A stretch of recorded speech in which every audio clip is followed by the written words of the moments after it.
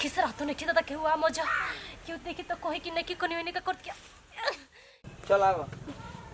आओ अभी रोड में पूछा बाजी रोड गांव में। अरे तो रोड में गाड़ियों ना चलना तो सीधा दुआरी पर तारा के लिए चलती। अच्छा के बार घर में हमारा घर में केहू नहीं के हो, हम अकेले बानी आएगा हमर माई बिया वही के तो सेवा पानी खातिर तारा के लिए जाता नहीं। अरे वो बहुत पैसा है ना। हां कोनो चीज के नौकरी करत तबे ना। हां बाबू के सरकारी नौकरी रहे बाकी का करब भगवान का रहे तो ले गुना बुन तरह के केहू संभारे वाला घर में नहीं के ना कोनो बात नहीं के कोनो चीज के तू चिंता मत करे ठीक बा। हमारा घर कोनो चीज के कमी नहीं है, आराम से खा पी के सूते का वो कामो धंधा बेसी नहीं करे। हमरो जाना तनी हमरो केहू नहीं के घर में बड़ी गरीब दुखिया रानी एके चलते रहो से बियाह करा देलन जात कनी ज्यादा ठीक बेटे हम संभाल ले घर, टेंशन मत तू ठीक बा ना। ठीक है चलो बाहर झाड़ देता नहीं कि बबुआ बोल बा खोदिया दे अबे नया बेटी पतो ही आई तो झाड़ बहार रही तो ठीक न रही, आई तो अपन खादा पिया बढ़िया से बनाई खबरों के दी लइकबों के दी जान मान करे सेवा करे तो अपन बाहर झाड़ के चिकन खो देता नहीं कि आई पतो ही माई चला जा हमारे केहू बा के लिया जाई परीक्षा भी ना बोल पुरानिया बादी तो परीक्षे के परीक्षबे अब हम ही न बानी पथे खातिर केहू के बोलैली ना गाँव ले ना केहू के ना बोलवनी हा मैं मने मिठाइया तू ही खाइबी ना तो के खाई हम खर्चा करब हम पतो ही उतारब तो खाई के चल चल अब तोर अब चिंता नहीं के करे के मैं गोड़ दबा खातिर लिया देले बानी। हाँ चला जा चला जा। आई हो दादा कितना बड़का बड़का हाकत रहे कि हमार हई बा फलान बा ठेकान बा आ कुछ के जुगाड़े नहीं कही कराकट के घर बार से जमीनिए न बा जौन तौन बाटे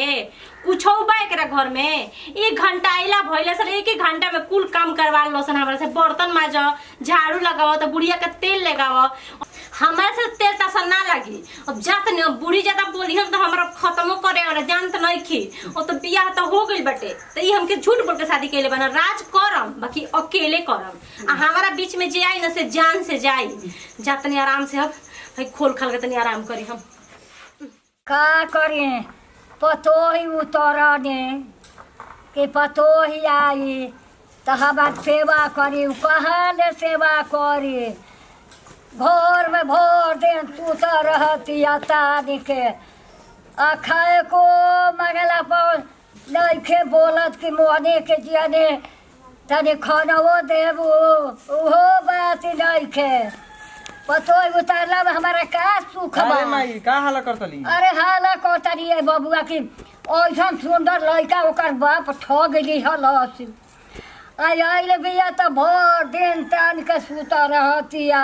खाना ना देलस आ खानो नहीं खे देती मंगला पर घर में ले निकलती नहीं खे जब आई रहे तो कहतली कि हाँ बढ़िया पतो हो बिया खाए के देतिया पिए के देतिया तो ना जाने लो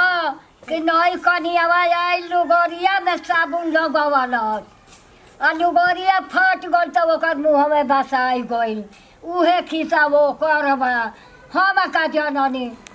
कि आई तो यही तरह करी रुक बेरा बोलाओ तुम केने बाड़ू हो केने बाड़ू मैं धनी मनी घर के आइले भैया अरे गर्मी रे गर्मी तारा ई नहीं के बुझात कि माई के खाना दी कि ना दी देखी एगो ऐसी गर्मी से परेशान बनी ऊपर से रो बोली मत दिमाग ऐसी गरम बा ई तो हमरे के बोलती अरे माई हाँ वो बोलो कहे ना साढ़े न भैया तार बुझात नहीं के हम बियाह क के तारा के काहे के लिए नहीं हाथ कब तो बड़ा लंबा लंबा रहा हो हमार घर बा हमरे घर में तनी की मिट्टी नहीं खे सुख करबू और त घरवा में मिट्टी नहीं खा अरे ना तो में तो रहबे बेंजे हमर कथा ना बने का को सुख करतानी हैया ना सुख हटे दिन भर त कामे त करतानी 2 दिन आइला ना बोलते कामे काम नौकर माने माईए ना रही त घरवा वाले के का करबू। अच्छा एकरा मतलब तू अपना माई के सेवा करे खातिर ले लो हमरा के त के करे खातिर लिए बनी तारा कोई घर उम्मीद कहनी मत ना रखिए ठीक बा ना हमरा से कुछ ना होई तोरा सेवा करे त करन त नौकर रखता जब इतना जमीन जायदाद बा त नौकर रखला हमरा से काम ना होई बियाह के लेल बड़ा देख तोर बात ढेर होता ठीक बा ना अब उठे लगन त मारे लगब आ खदेल दे घर रहता है। अच्छा जाके बियाह के लेल बड़ा कोनो भाग परा के नहीं खेल के खेत देबा ठीक बा ना रुक अबे तेरा बाप ले बतियाव तनी कैसे लगे लड़की दे दला हमरा के तोरा के साढ़े बनावे खातिर के ले आइल बा आदमी। देखा तन रे माई कितना बोलतिया। खाना बनावे खातिर के आइल बड़े। अरे दुनिया में खोज आई तोर बाप ऐसन बर ऐसन दूल्हा ना मिली तोरा के। तू ही न कहत कि बढ़िया में। अरे हम कहा जननी है बबुआ आई के कर बाप गोड़ पर गिर पड़ल की बड़ा सुंदर है लड़की बिया कौली ही तो हम का जननी की आई तो यही तरह कौली। अच्छा चल चल हम खाना काट के चल छोड़ ओकरा असर मत कर। चल हम बानी ना जब ले हम बानी तब ले तोरा करम सेवा पानी। दिमाग खराब लोग कल चलाओ दिन भर कल चलाओ घर में भेजा के कुछ खाइए नहीं थे परेशान हो पिया से जान चल जाता। का करी हो अब तो के कुछ कहत नहीं कुछ नहीं की बोलत तो पप्पू हमरे के डांट तरन की तोर बियाह शादी काहे भइल बाटे सास के सेवे करे खातिर ना तो दिन रात सेवे करत त हमरा लागे कि जिंदगी चल जाई। सुबेरे से लेके शाम तक कामे करत आनी। आज बुढ़िया ना रही तो सारा का करे के रहे घर में खैती आराम से बैठती। अभी बुढ़िया के खातिर तो आधा जिंदगी हमरा ला पार लग जाई। का करी हम कुछ समझ में नहीं आवत लाते कि बुढ़िया कोनो ठिकाना लगाही के पड़ी एकरा के तो कुछ न कुछ करही के पड़ी तभी हम चैन से रहम। का लगाई दिमाग में कैसे मारी बुढ़िया के कुछ ई बारन तुम तो मार ना पाई। हाँ एगो दिमाग लगाओ तनी इनकरा के कहीं भेज देता नहीं बाहर चल कमाए कह दिन कि जा बाहर कमा और बुढ़िया के ना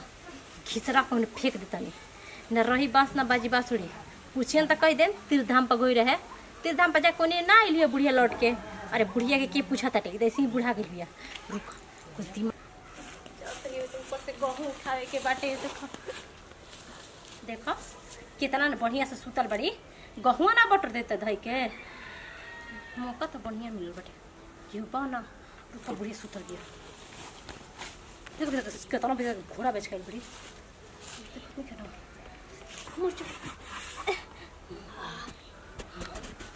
मर गई बुढ़िया। अब का करे अब तो मार देनी बुढ़िया के केहू लोग को ना दोपहरिया भले बा हम कस के फेंक देते भगवान जी की वहाँ मचा